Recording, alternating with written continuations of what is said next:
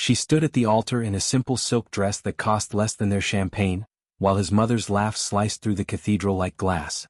"Let's all clap for the little gold digger," the woman sneered. Then the bride smiled, pressed a single button on her phone, and $990 million vanished in front of their eyes. Father Lord, let the person watching this story feel your hand upon their life right now. And if you believe this prayer, subscribe to this channel as your act of faith, your way of saying you're ready for the miracle God has prepared for you. If this story resonated with you, click subscribe and let me know in the comments where you're watching from, because tomorrow I will be giving you another story just as crazy as this one. And you don't want to miss it. Now let us begin. The cathedral bells of St. Mary's in Manhattan were still chiming 10 a.m. when Liana Harper stepped out of the rideshare onto Fifth Avenue. The driver had asked twice if she was sure this was the right address. The woman in the backseat wore a plain ivory slip dress that looked like it had been bought off the rack at a midtown boutique. No veil, no diamonds, just a thin gold chain at her throat and a pair of scuffed nude heels that had walked too many New York blocks. She paused on the cathedral steps, clutching a tiny bouquet of white ranunculus wrapped in brown paper. The November wind whipped her dark hair across her face, and for a moment she looked impossibly small against the Gothic arches. Inside, 400 of the city's wealthiest souls were already sipping mimosas and whispering about the merger. No, the wedding, that would seal the union of the Whitmore real estate dynasty and the Caldwell hospitality empire. Liana inhaled the cold air like it might be her last breath as a nobody. She whispered to herself, "You don't have to prove anything today." But her fingers trembled anyway. Across town, in a penthouse that occupied the entire 82nd floor of One Vanderbilt, Julian Whitmore stared at his reflection and hated the man looking back. The bespoke tuxedo fit perfectly, the stylist had seen to that. What didn't fit was the knot in his stomach that had nothing to do with the prenup his mother had forced on him at 3 a.m.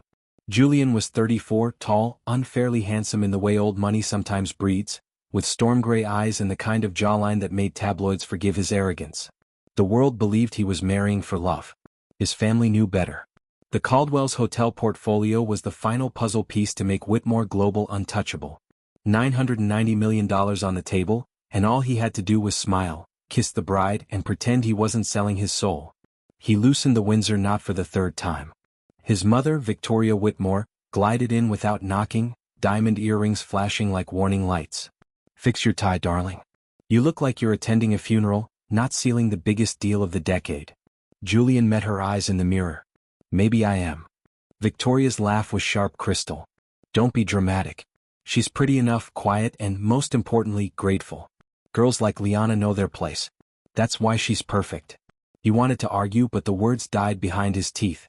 Instead he asked the question that had kept him awake for weeks. "Do you think she actually loves me, Mom? Or just the idea of never having to worry again?" Victoria smoothed an invisible wrinkle from his lapel. "Love is a luxury, Julian. Security is a necessity. She understands that. Be grateful she's realistic." Downstairs, the Rolls-Royce Phantom waited. Julian slid into the back seat and closed his eyes. He pictured Liana's smile the first time he'd taken her to Central Park, small, unguarded, real. He clung to that image the way a drowning man clings to driftwood. Back at the cathedral, Liana walked the long aisle alone. No father to give her away, he'd died when she was 9. No mother, she'd vanished long before that. The Whitmores had offered to hire an escort, some distant cousin twice removed, but Liana had quietly refused. She had carried herself this far, she could manage 30 more yards. The whispers started before she reached the halfway mark. "Is that the dress she's actually wearing? Bless her heart, she looks like she wandered in off the street. Victoria said she's an orphan who waited tables. Can you imagine?" Liana heard every word, but she kept her chin high. She had spent years training herself not to flinch. When she was 15 and living in a group home, a social worker once told her, "People will always try to make you feel small so they can feel tall. Don't give them the satisfaction." She'd lived by that ever since. At the altar, Julian turned and saw her for the first time that morning. Something in his chest cracked open. She looked radiant. Not in the polished, Instagram-filtered way his world demanded, but in a quiet, unbreakable way that made everyone else's finery look cheap. His lips parted. He forgot to breathe. The organ swelled. The priest began. And then Victoria Whitmore, seated in the front pew like a queen on her throne, leaned toward her sister and said, loud enough for the microphone to catch, "Let's all give a hand to the little gold digger who just won the lottery." Laughter rippled through the first 3 rows. Julian froze. Liana stopped walking. For one endless second, the cathedral held its breath. Then Liana did the last thing anyone expected. She smiled. Not a polite, hurt smile. Not a humiliated smile. A slow, knowing smile that didn't reach her eyes but somehow made the temperature in the room drop 10 degrees. Julian's heart slammed against his ribs. He had never seen that smile before. It terrified him more than his mother's cruelty ever had. Liana finished her walk. She took her place beside him, close enough that only he could hear when she whispered, "You might want to hold on tight, Julian. The next hour is going to change everything." He stared at her, speechless.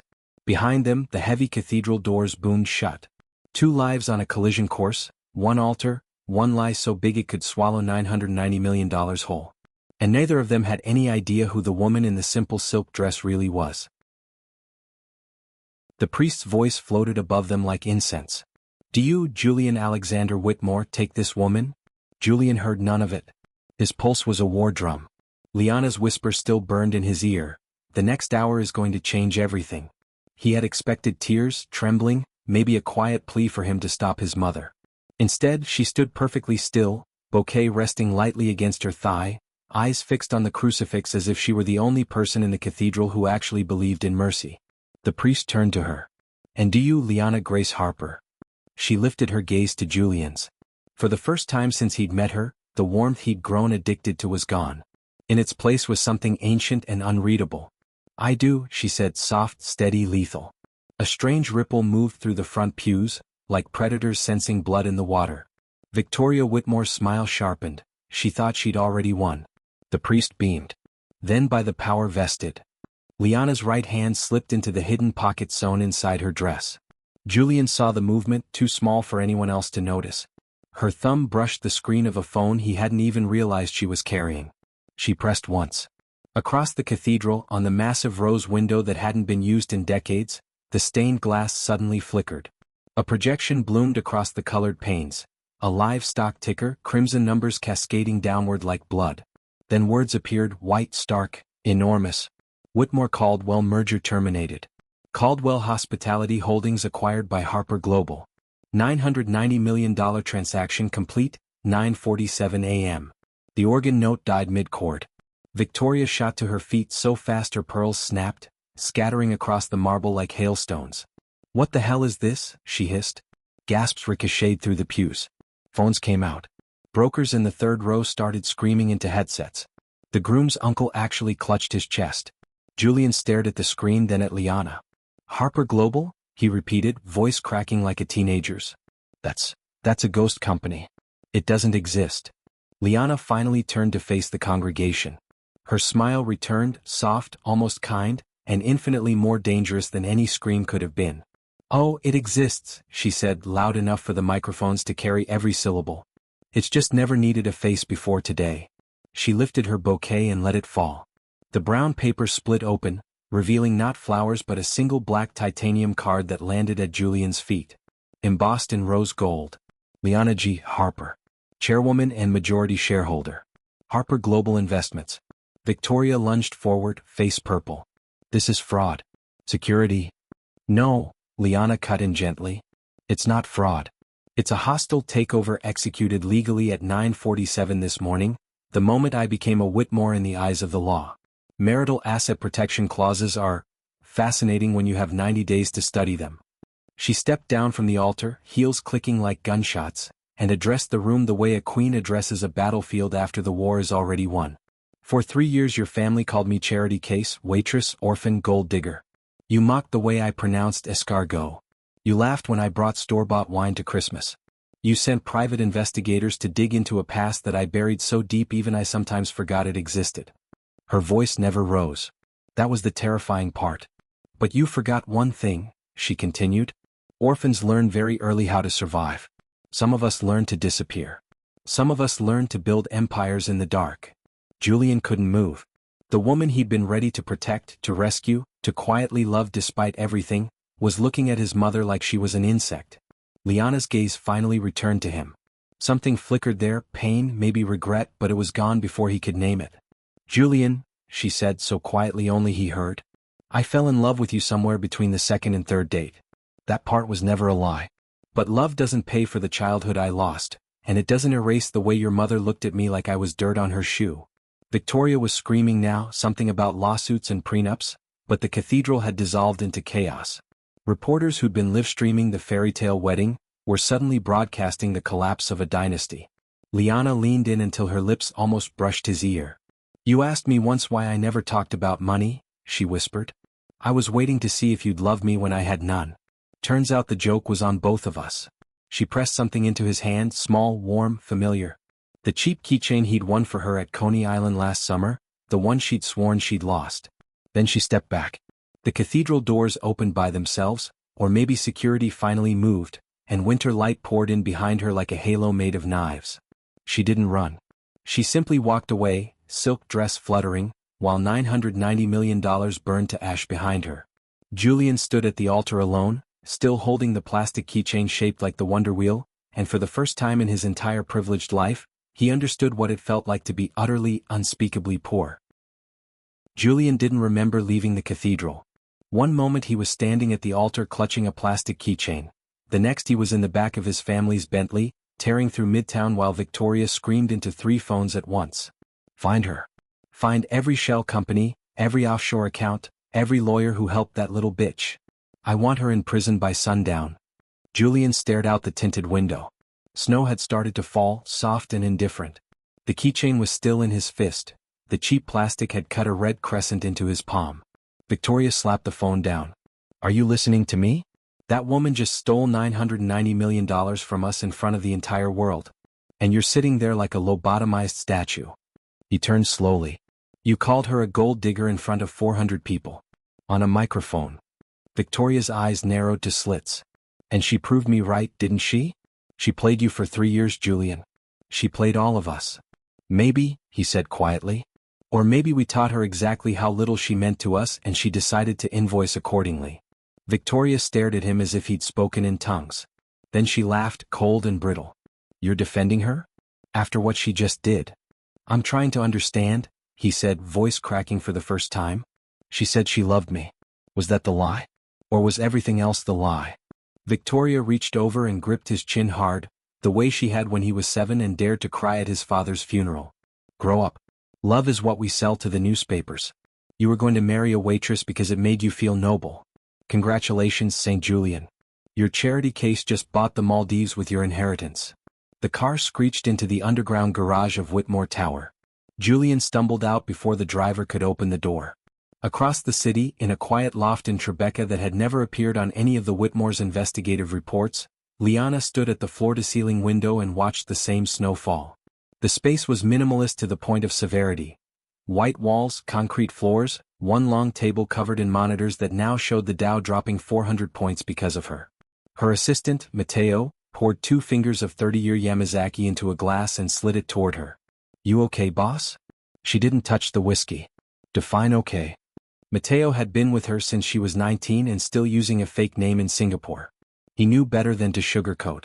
"You just detonated a billionaire family on their own altar. The internet is calling you the Ice Queen of Wall Street. Victoria Whitmore's blood pressure is trending on Twitter. So, mission accomplished." Liana finally turned. The silk dress was gone. She wore black cashmere now, hair twisted up with a pen. She looked every inch the woman who had quietly acquired 51% of Caldwell Hospitality while pretending to care about seating charts. "It wasn't supposed to feel like this," she said, voice small. "Like what?" "Like I just burned down the only place that ever felt like home." Matteo's face softened. He knew her story better than anyone.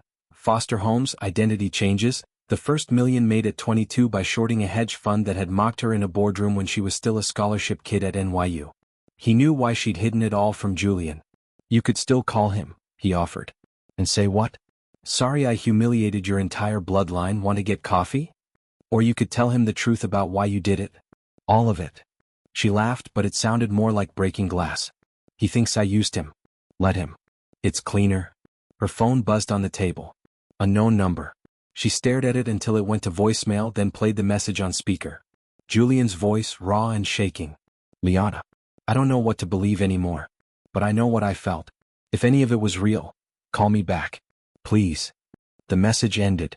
The loft was silent except for the low hum of servers in the next room. Liana deleted it. Then she walked to the window, pressed her forehead to the cold glass, and whispered to the city, "I can't." Back at Whitmore Tower, Julian stood in the boardroom while lawyers shouted over each other. Someone had already drafted a press release calling Liana a con artist. Someone else was threatening to leak her juvenile records, sealed, but everything has a price. Julian listened to none of it. He kept replaying her whisper at the altar.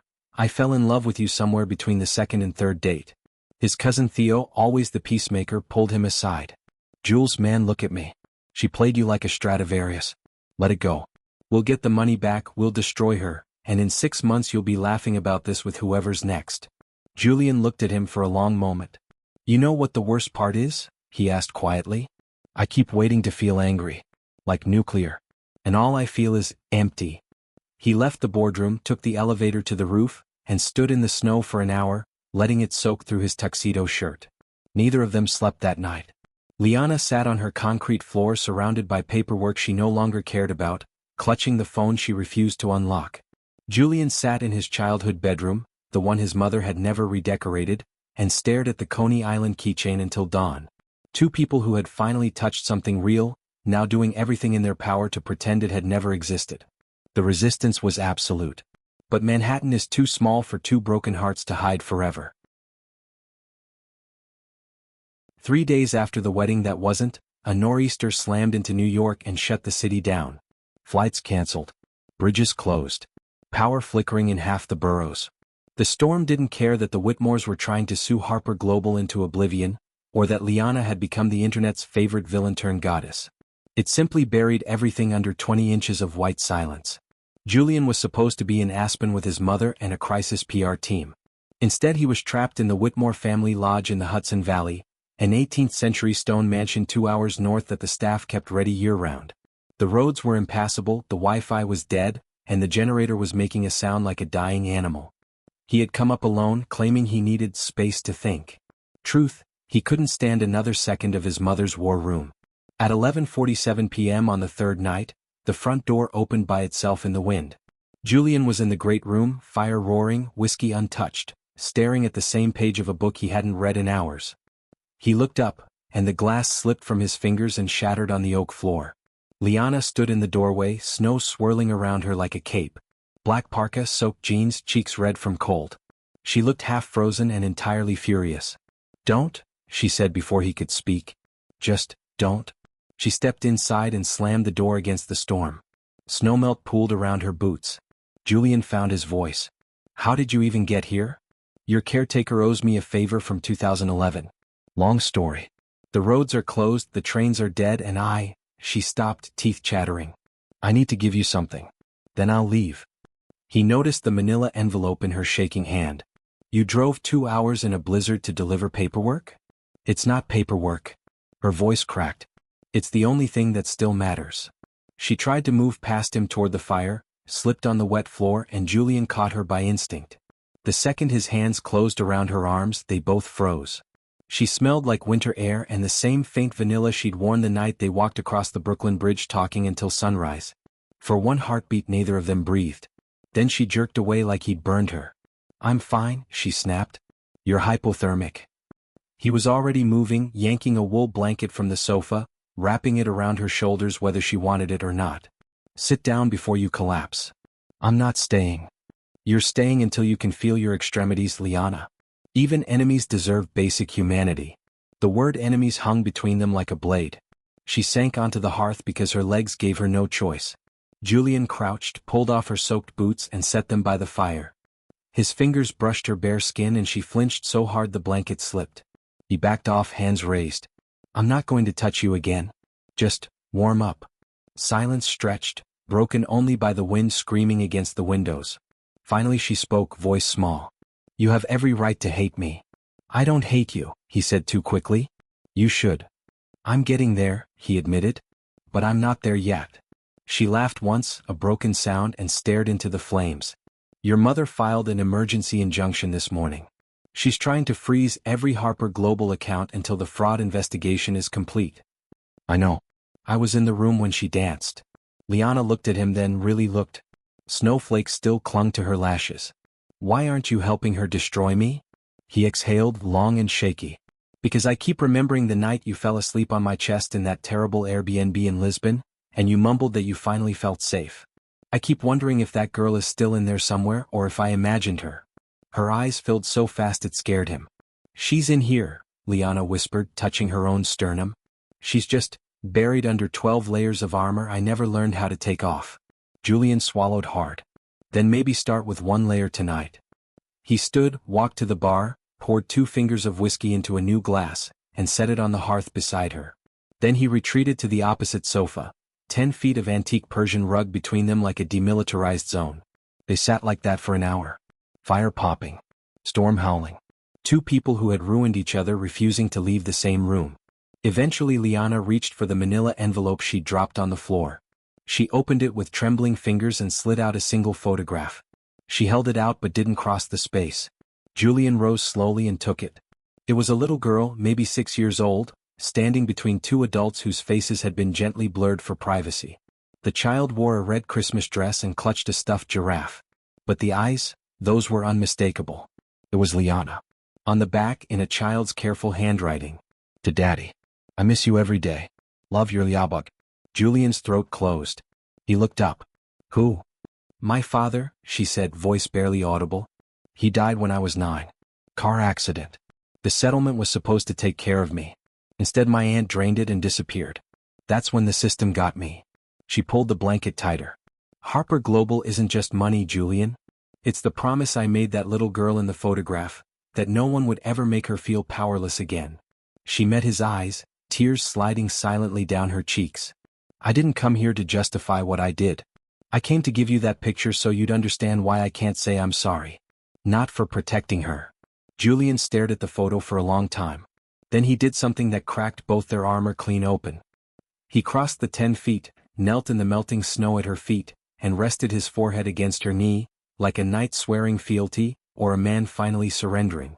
Outside the storm kept raging. Inside, 2 people who had spent 3 days pretending they were strangers discovered the terrifying truth. They still couldn't walk away from each other. Not tonight. Maybe not ever.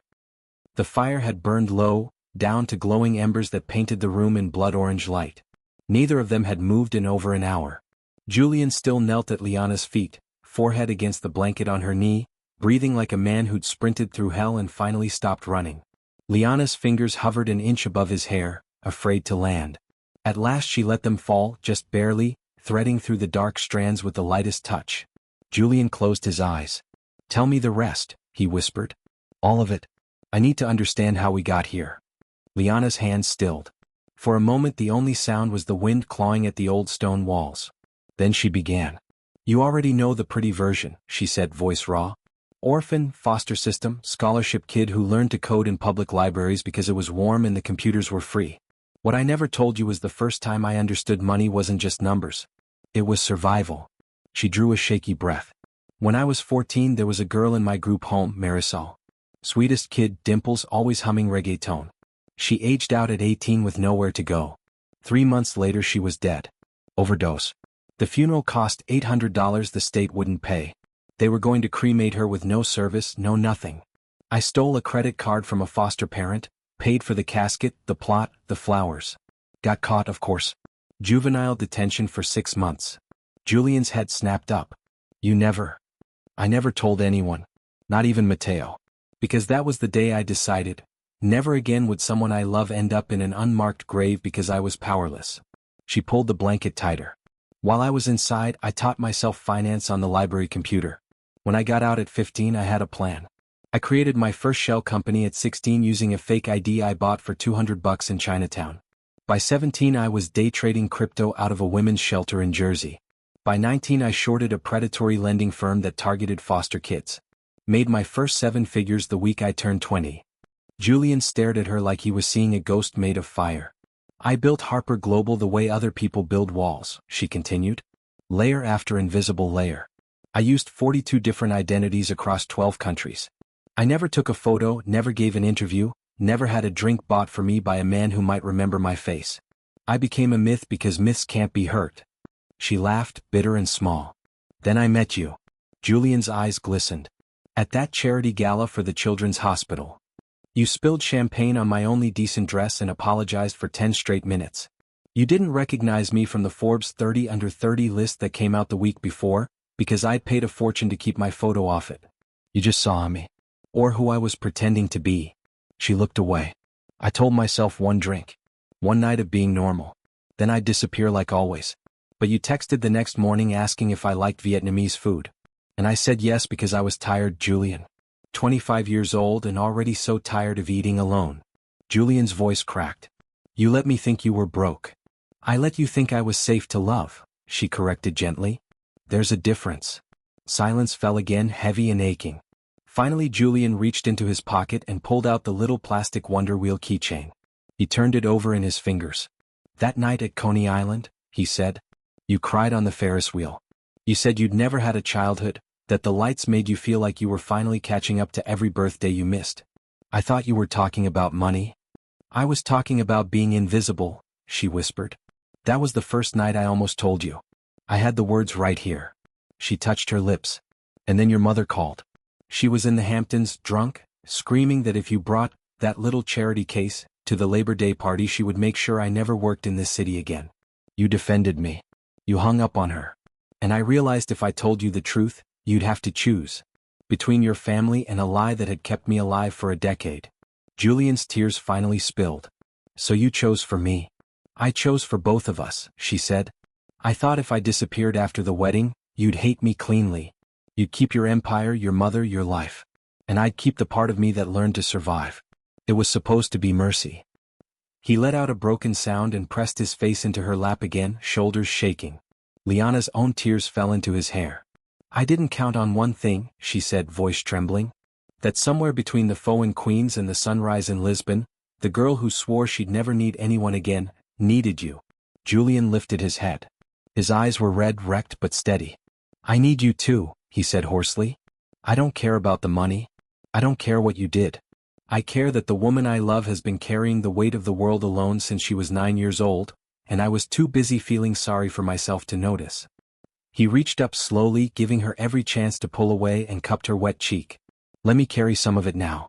Please. Liana stared at him for a long, shattering moment. Then she leaned forward until their foreheads touched. I don't know how, she breathed. I do, he answered.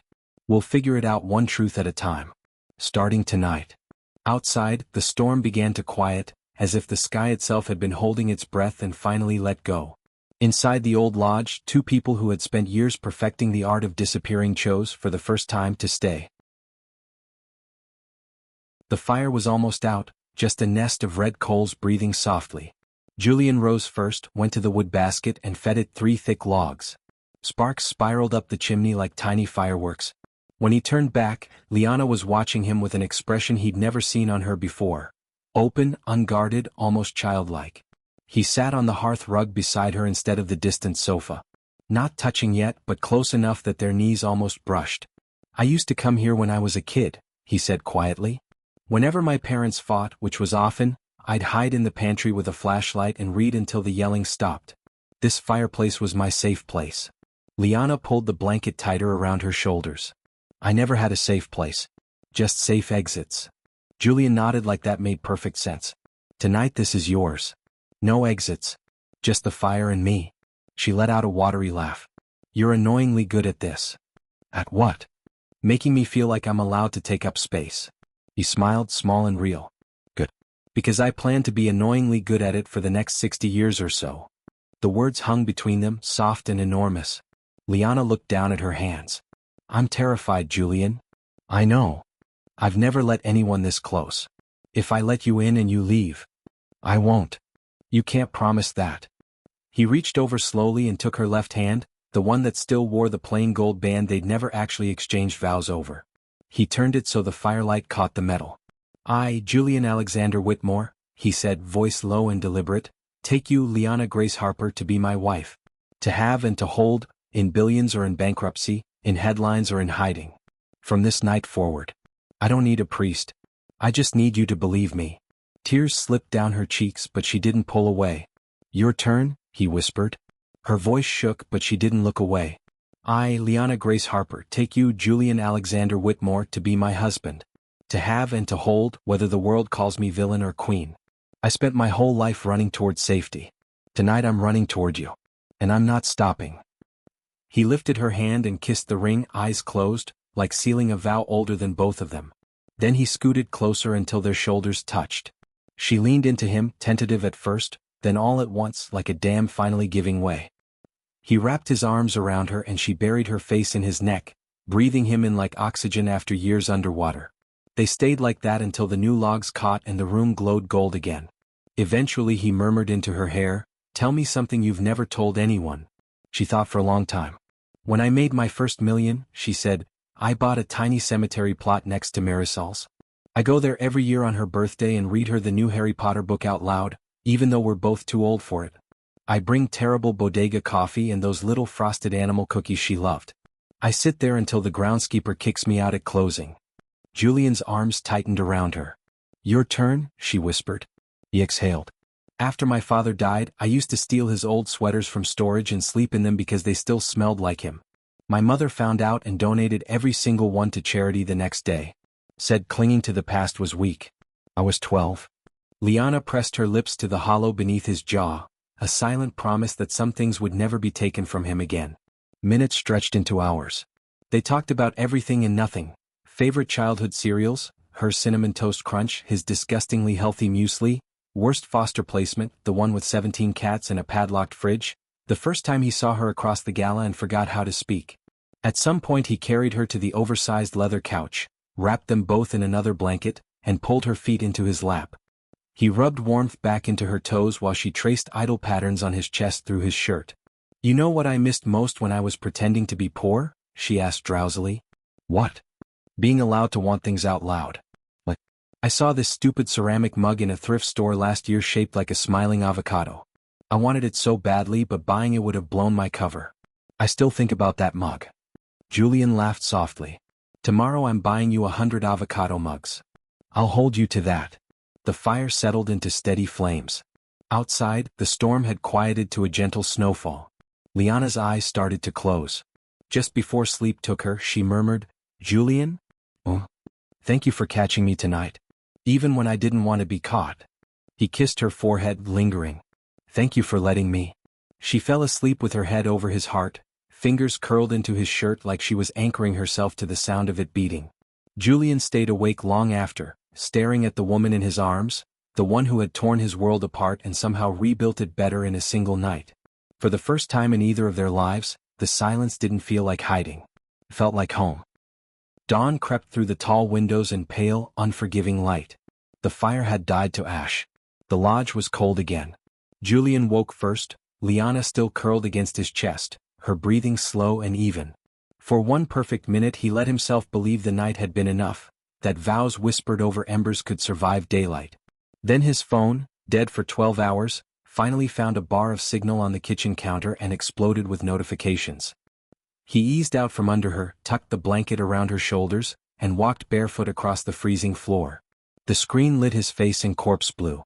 243 missed calls. 87 texts from his mother. One video attachment from an unknown number, timestamped 4:12 a.m. He pressed play. Victoria's face filled the frame, perfectly made up even at that hour, sitting in the Whitmore Tower boardroom. Behind her, a dozen lawyers and a livestream camera. "Good morning, New York," she said, voice syrupy with venom. "By now you've all heard the charming fairy tale about my son's unfortunate entanglement with a con woman who calls herself Liana Harper. Today we set the record straight." The screen cut to documents, juvenile records sealed but now pixelated just enough to be readable, grainy photos of a teenage Liana in handcuffs, headlines from years ago about a stolen credit card and a cemetery plot paid with fraudulent funds. Victoria's voice returned over the images. "My son is a victim. He was targeted, manipulated, and robbed of nearly $1 billion by a career criminal who used romance as a weapon. Effective immediately, Whitmore Global is filing criminal charges in 3 jurisdictions. We are also seeking an emergency annulment and full restitution. To the woman watching this, run far and run fast. Because we will find you." The video ended with Victoria staring straight into the camera. "Julian, darling, come home. You don't belong with trash." The phone slipped from his hand and clattered onto the granite. Liana's voice came from the doorway, small and hollow. She didn't waste any time. He spun around. She stood wrapped in the blanket, hair wild, eyes already red though no tears had fallen yet. I thought the storm would give us one more day, she whispered. Julian crossed the room in 3 strides. We'll fight it. We'll countersue, we'll. Julian. She stopped him with a look. Those records are real. I was a desperate kid trying to bury my friend with dignity. The optics are horrific. Your board will force you to choose. I choose you. You can't. Her voice cracked. If you stand with me now, you lose everything. Your inheritance, your name, your mother. I've survived being nothing before. You haven't.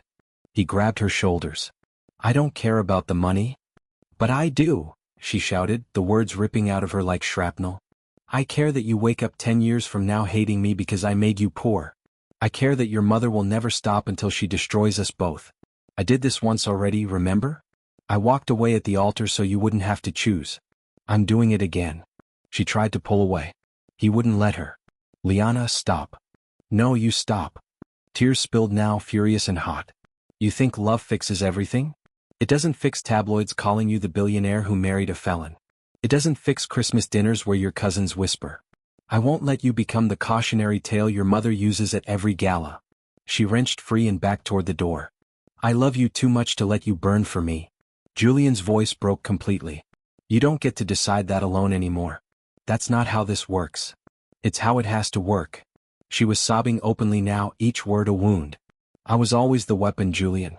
I just never meant to aim it at you. She grabbed her dried boots, shoved her feet into them without laces. He lunged forward, desperate.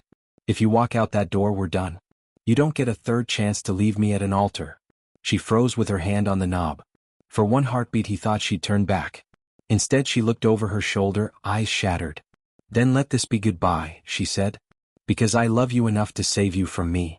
The door opened. Arctic air rushed in. She stepped into the snow and didn't look back.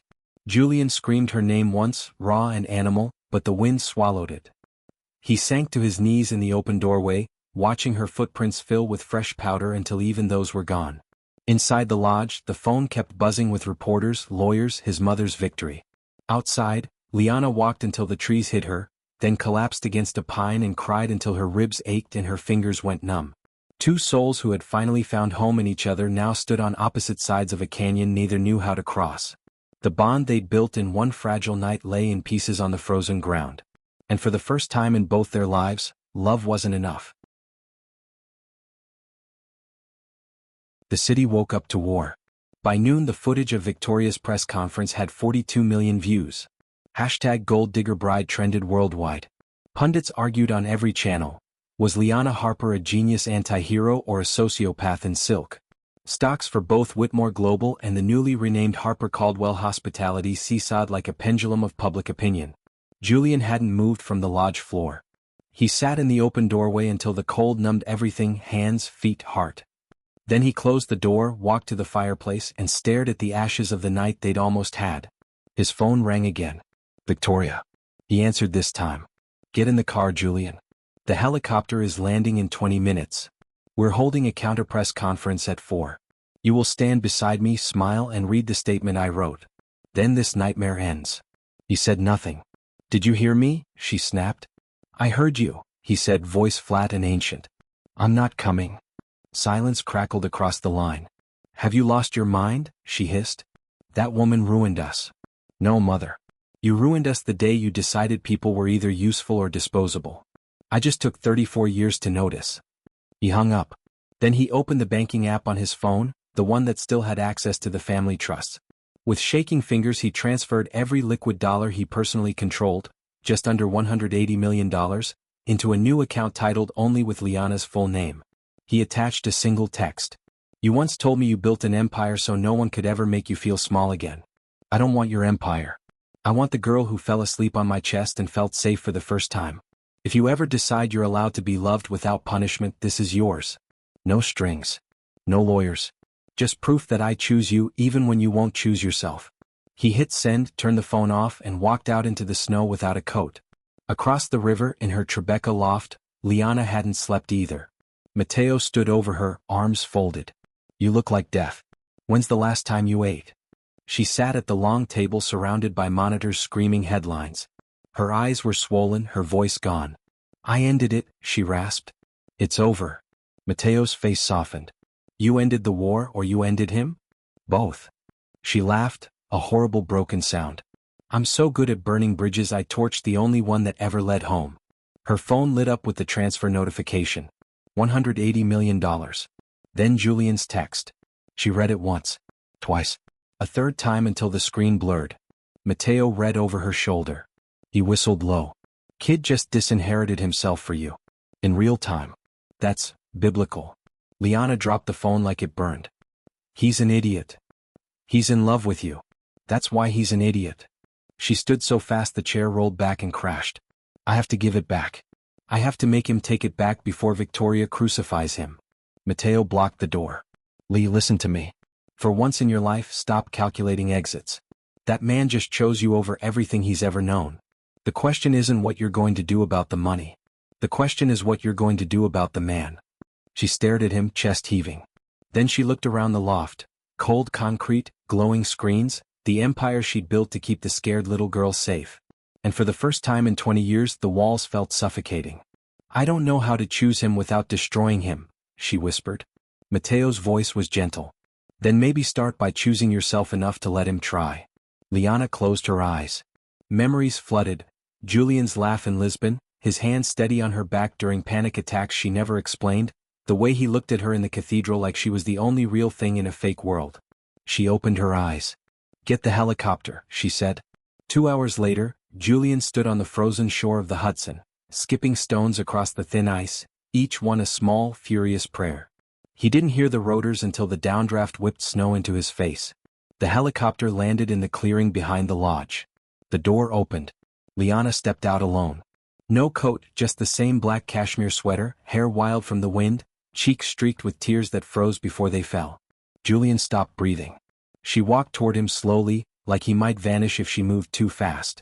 When they were 3 feet apart she stopped. I got your text, she said, voice trembling so hard it barely carried. I figured. I'm not taking the money. I know. She took one more step. I'm here to take something infinitely more dangerous. He swallowed. What's that? You, she whispered. If you'll still have me after everything I broke. Julian's face crumpled. Liana. I'm terrified, she cut in, tears spilling again. I'm terrified of needing you, of ruining you, of waking up one day and discovering I don't know how to be loved without armor. But I'm more terrified of a life where I never even try. She closed the final distance and rested her forehead against his. I choose you, she breathed. No more exits. No more lies. Just us. Messy, broken, ridiculous us. If you'll have me. Julian's answer was to pull her into his arms so hard her feet left the ground. He buried his face in her hair and held on like letting go would end him. Snow fell around them in perfect silence. 2 people who had spent their whole lives running finally stood still.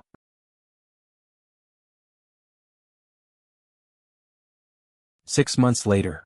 Late May, the kind of perfect Manhattan evening that makes the whole city feel like it's in love. The rooftop of the old Caldwell Palace Hotel, now officially Harper Whitmore, had been closed to the public for one night. No press. No phones. Just fairy lights strung through the olive trees, one long farm table dressed in white linen, and 200 empty chairs waiting for the people who had finally chosen family over blood. Julian stood at the far end in a simple navy suit, no tie, hands in his pockets, trying not to pace. Mateo, now officially best man whether he liked it or not, leaned against the bar and smirked. You're sweating, Whitmore. I'm aware. She's late. She's always late. It's part of the brand. Mateo laughed. You're really doing this again? This time, Julian said quietly, she's walking toward me because she wants to. Not because a merger needs sealing. Across the river, in a small suite on the 42nd floor, Liana stared at herself in the mirror and barely recognized the woman looking back. The dress was still simple, ivory silk, no train, no veil, but this time it was chosen for joy, not camouflage. Her hair was down, loose waves catching the golden hour light. In her hands she held the same brown paper bouquet of white ranunculus from 6 months ago, now pressed and revived by a florist who swore miracles were her specialty. She touched the thin gold band already on her finger. They had never taken them off even when the tabloids screamed fraud. A soft knock. Victoria Whitmore stepped inside. Liana's breath caught. They hadn't spoken since the morning Victoria's press conference had shattered everything. Victoria looked smaller than Liana remembered. Older. The diamonds were gone. She wore a simple blush pink suit and held a small box. I wasn't sure you'd let me in, Victoria said. I almost didn't. Victoria nodded, eyes on the floor. I practiced 1,000 apologies on the way here. None of them felt big enough. Liana waited. Victoria opened the box. Inside lay a delicate diamond bracelet, old, Art Deco, clearly an heirloom. This belonged to Julian's grandmother, she said. She wore it when she married a man her family called beneath her. She told me once that love worth having usually arrives in the wrong packaging. She met Liana's eyes, steady for the first time in years. I was cruel to you. I was cruel because I was afraid. Afraid of losing control, afraid of looking weak, afraid my son would choose happiness over legacy and somehow prove I'd chosen wrong my entire life. Her voice cracked. I'm not asking for forgiveness tonight. I'm asking for permission to try earning it one day at a time. Starting with this. She held out the bracelet. Liana looked at it for a long moment. Then she turned, lifted her wrist, and let Victoria fasten it. Thank you, Liana said softly. Victoria's tears fell then, silent and shocked, as if she hadn't known she still could. Music started upstairs, soft guitar, the first notes of the song Julian had played the night he proposed the second time on the frozen riverbank. Victoria stepped back. I believe that's your cue. Liana smiled, small, real, radiant. Walk me. Victoria's hand trembled as she took her arm. They rode the elevator together in silence. When the doors opened onto the rooftop, every person who had become their chosen family stood and turned. Julian's breath left him all at once. Liana walked the short aisle between the olive trees with Victoria on one side and Matteo waiting at the other end to give her away, because some families are built, not born. When she reached Julian, he couldn't speak. She reached up and touched his cheek. Hey stranger. Still want to marry me? More than oxygen. The officiant was the same priest from 6 months ago. He'd laughed for 10 minutes when they called. He kept it short. Do you, Julian, take this woman, all of her, past, present, and every terrifying future version, to be your wife? I do. God, I do. And do you, Liana, take this man, broke, stubborn, occasionally ridiculous, to be your husband? She laughed through tears. I do. Forever starts tonight. Rings were exchanged again, this time simple brushed gold bands engraved inside with the date of the blizzard. You may kiss your wife, the priest said, grinning. Julian kissed her like the world was ending and beginning at once. The rooftop erupted, cheers, applause, Matteo whistling like a construction worker. Later, under the lights, Julian pulled her into the quiet corner by the olive trees. I have one more surprise, he whispered. He signaled. The string quartet began a new song, the one from their first date. Then the rooftop screens flickered to life. A live feed from a small cemetery in Queens. A fresh headstone now stood beside Marisol's, a simple bench engraved in memory of the girls who survived. Paid for by friends who never forgot. Liana's hand flew to her mouth. Julian wrapped his arms around her from behind. You never have to visit alone again. She turned in his arms, buried her face in his neck, and cried the way she hadn't allowed herself since she was 9, big, cleansing, healing tears. Victoria watched from across the roof, eyes shining, and for the first time in decades felt something like hope. Much later, when the guests had gone and the city glittered below them like spilled diamonds, Julian and Liana stood at the edge of the roof, her back to his chest, his arms around her waist. She tilted her head up to the stars. We made it, she whispered. We actually made it. He kissed the top of her head. Told you love at last was worth the wait. She laughed, soft and free. You were right. Say that again. I'm recording. Never. They stood there until dawn painted the sky rose gold, two people who had lost everything and found the only thing that mattered. And somewhere in the city, a little girl who once believed she had to disappear to survive looked at the sunrise beside the man who taught her how to stay, and finally, believed in happy endings. If this story made you feel something, tell me in the comments. Have you ever been given a love you thought you didn't deserve? Drop your story below. I read every single one. Red heart.